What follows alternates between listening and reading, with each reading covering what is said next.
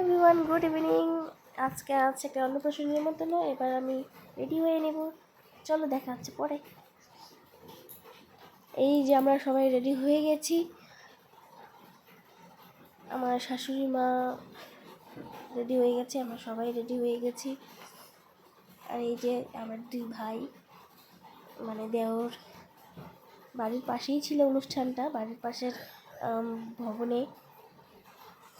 রনি এখানে ঢোকার সময় বলছিল যে খুব মজা হচ্ছে, খুব মজা হচ্ছে। আর এদিকে আবার বৃষ্টিও হচ্ছিল, ঝিরিঝিরি বৃষ্টি পড়ছিল। ওর ঠাম্মা ওর মাথাটা মুছে দিলে।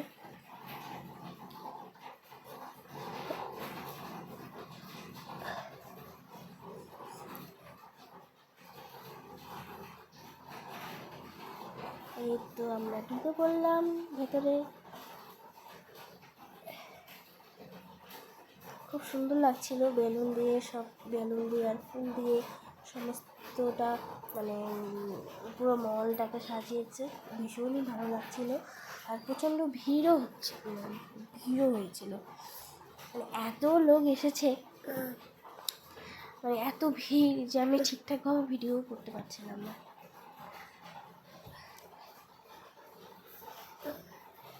তারপর শাশুড়ি মায়েরা বাচ্চাটাকে গিফট দিল, গিফট দিয়ে আশীর্বাদ করে দিল। আশীর্বাদ করার সময় বাচ্চাটা ভীষণ কান্না করছিল।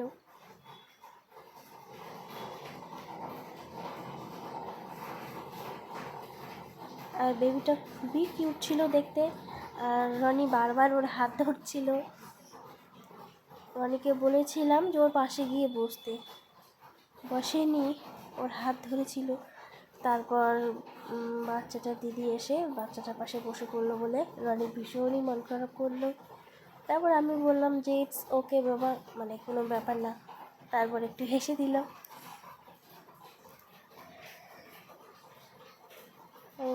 ও বেবিটাকে বারবার হাতিয়ে দেখছিল। তারপর আমরা সবাই একটু সেলফি নিয়ে নিলাম।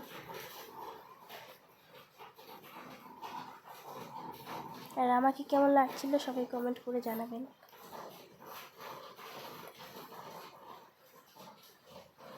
আর আজকে কারেন্টটাও ভীষণ ডিস্টার্ব করছিল। রেডি হওয়ার সময় কারেন্টটা তো ছিলই না, মোমের আলোতেই রেডি হয়েছিলাম। এই যে আমরা বসে পড়েছি খাবার টেবিলে। এই যে আমার দুই শাশুড়ি মা, ওদের দুই একটা ছবি তুলে দিলাম।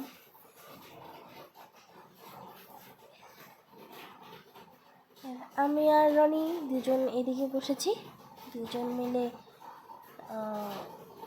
মিলে একটু সেলফি নিয়ে নিলাম। এই যে চলে এসেছে পাতা, টিস্যু আর একটা পাসপাসের প্যাকেট চলে এলো। তারপর প্রথমে দিল স্যালাডটা ভুল করে রনির থালায় দিয়ে দিয়েছে, তো রনি তো খাবে না, তো ওর থেকেই আমি নিয়ে নিলাম।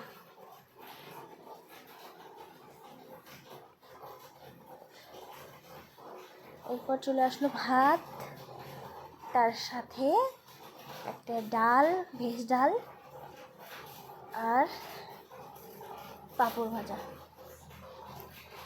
এদিকে ফোনটা অন রেখে আমি আমার কোলে রেখে খাওয়া শুরু করে দিয়েছিলাম। আমি বুঝতেই পারিনি এটা যে আমার ফোনে এখনও রেকর্ড হচ্ছে।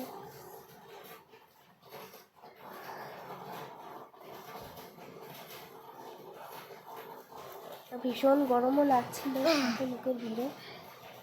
বাইরে বৃষ্টির জন্য একটু ঠান্ডা দিয়ে গেল। চিংড়ি মাছের একটা সবজি, ভিতরে এত গরম লাগছিল, ভালো লেগেছিল, আমার টেস্ট লেগেছিল। তারপর দিয়েছিল মাছ, আমার মাছটা খাওয়া কমপ্লিট। তারপর দিয়ে গেল মাটন কষা, সাথে পোলাও। আমার পোলাও আর মাটন কষা খেতে ভীষণই ভালো লাগে। আর আমার মতো কে ভালোবাসো প্লিজ কমেন্ট করে জানাবে। আর এত নরম ছিল মাংসটা, খুবই ভালো লেগেছে। এই যে বাইরে ভীষণ বৃষ্টি হচ্ছে, কিভাবে যাব বাড়িতে বুঝতে পারছি না। আমার শাশুড়ি মা এদিকে ছাতা আনতে বাড়ি গেছে। চলে আসলাম বাড়িতে।